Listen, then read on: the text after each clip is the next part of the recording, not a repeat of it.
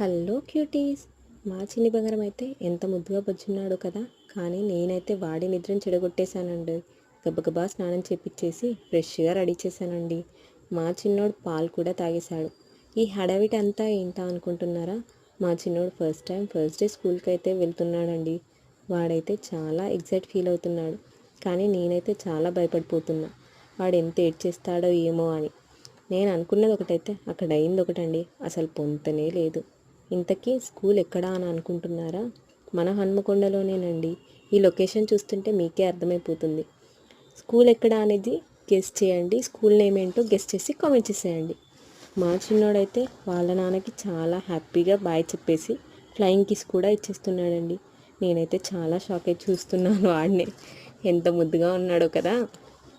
వాడైతే చక్కగా bag slate తీసుకొని వెళ్ళి చైర్లో పెట్టుకుంటున్నాడు. అప్పుడైతే వాడిని చూస్తుంటే నేనైతే నిజంగా ఆశ్చర్యపోయానండి.